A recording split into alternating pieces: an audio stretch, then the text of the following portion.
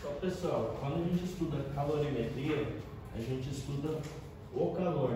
Muito antigamente a gente achava que o calor era o quê? Era um fluido que pertencia ao corpo e quando o corpo trocava com outro corpo, ele transferia esse fluido.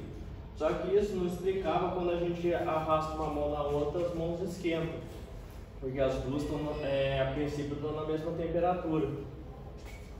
Então, o Joule, ele propôs um experimento. Qual que era o experimento dele? Ele fez um recipiente termicamente isolado, ou seja, que não troca calor com o ambiente externo. E lá dentro tinha uma hélice com uma pás, um termômetro e dois pesos que, quando eles soltavam, o peso fazia essas hélices girarem, ou seja, transferindo energia para o ambiente, para dentro do recipiente. Como que ele fazia isso? A energia quando ele solta o corpo e um corpo desce é o que? Energia potencial. Essa energia potencial é transformada em energia cinética que aquecia o líquido lá dentro. Então, a partir disso, ele propôs que o calor é um tipo de energia, não um tipo de fluido. Então, qual a definição de calor que a gente tem hoje em dia? Que é a transferência de energia entre corpos com temperaturas diferentes. Como a gente viu na aula passada, temperatura é o grau de agitação das moléculas do corpo. Então, um corpo com mais calor, com uma maior temperatura, ele vai transferir energia para um corpo com menor temperatura, a fim de eles entrarem em equilíbrio térmico. E então, quando a gente vai estudar, geralmente a gente utiliza recipiente em isolamento térmico, que no laboratório é chamado de calorímetro. É um recipiente de isopor, que ele é bem vedado e dentro dele só tem um termômetro. Então, quando a gente coloca os corpos lá dentro, eles trocam calor entre si, mas não trocam calor com o ambiente. Então, a gente consegue estudar a transferência de calor entre dois corpos isolados termicamente. Então, toda vez que a gente fala que trocou calor dentro do corpo, a quantidade de calor que um corpo cedeu para o outro e a quantidade de calor que o corpo recebeu, a soma tem que ser zero. Porque se um cedeu, ele está perdendo calor, se um recebeu, ele está recebendo. Então, um é negativo e o outro é positivo. Então, pessoal, a capacidade térmica do corpo é o quê? Quanto de temperatura que ele varia a partir da quantidade de calor que ele recebeu. Então, o corpo ele recebe uma determinada quantidade de calor, ele vai variar uma determinada temperatura, ou seja, ele vai diminuir a temperatura, no caso se ele receber calor, ou vai aumentar a temperatura, no caso se ele receber calor. Então, a razão entre a quantidade de calor que ele recebeu e a variação da temperatura é a nossa capacidade térmica do corpo. A gente utiliza bastante calorias. Até se vocês olharem na rótula de alimento, tem quilocalorias e 1000 calorias. Cada uma caloria é 4,18 joules. Olha no rótulo de todos os alimentos, tem em caloria e tem em joule as quantidades de caloria deles. Então, e a capacidade térmica do corpo, que a gente calculou aqui, que é a quantidade de calor recebida sobre a variação de temperatura, ela é uma grandeza porque ela depende da massa e de uma constante que depende de cada corpo. No caso, essa constante é o calor específico do corpo. Então, a massa vezes o calor específico do corpo é a capacidade térmica do corpo. Então, a gente pode igualar essas duas coisas.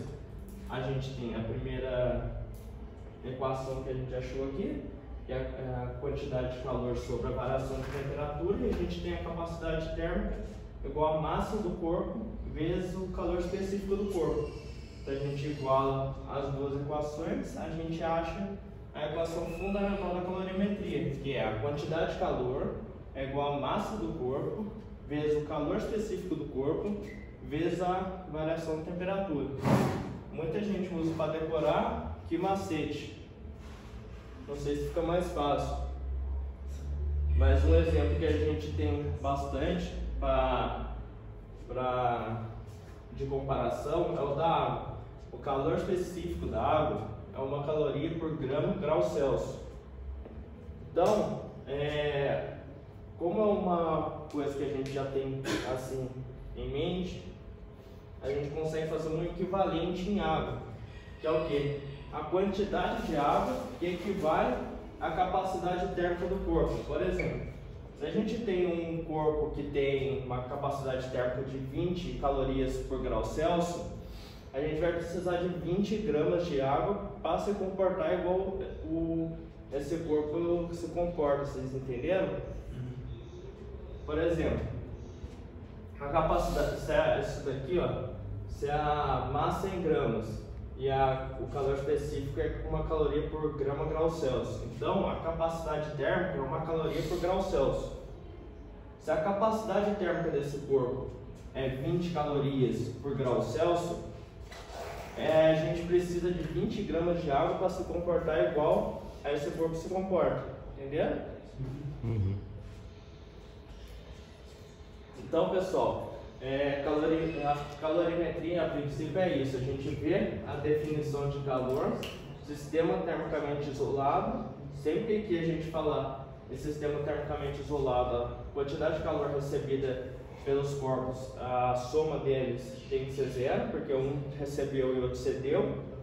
A gente tem que lembrar da capacidade térmica do corpo, que é a quantidade de calor sobre a variação da temperatura. Na notação científica é Joule por Kelvin, mas a gente também utiliza calorias por grau Celsius. E também a capacidade térmica é uma grandeza que depende da massa do corpo e do calor específico do corpo. Então, a partir dessas duas equações, a gente acha a equação fundamental da calorimetria. E como a capacidade térmica do corpo, da água, é bem conhecida, a gente consegue fazer um equivalente em água. Que é, por exemplo, pegar uma quantidade de água que equivale ao comportamento da água. Não ficou nenhuma dúvida? Não. Esse vinho da água não. Então, por exemplo, se a gente tem 1 grama de água, tem uma capacidade térmica de 1 caloria por grau Celsius. Isso daqui é o calor específico. A capacidade térmica, calor específico, 1 caloria por grau Celsius. A massa é 1 grama, então grama vezes caloria por grau Celsius vai ficar 1 caloria por grau Celsius, entendeu?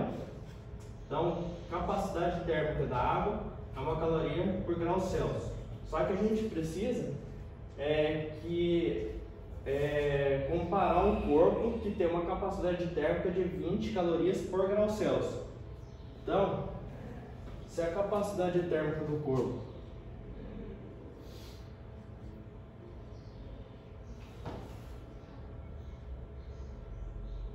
é 20 calorias por grau Celsius, então a gente tem 20. Só que a gente quer fazer um equivalente em água. Se a gente quer o equivalente em água, a gente pega o calor específico da água, porque a gente quer achar a massa de água que se comporta igual esse corpo se comporta. Então a gente pega o calor específico da água, 1 por grau Celsius. Então, se a gente passar para cá dividindo, a gente vai achar que é 20 gramas de água se comporta termicamente igual a 1 grama desse corpo, entendeu?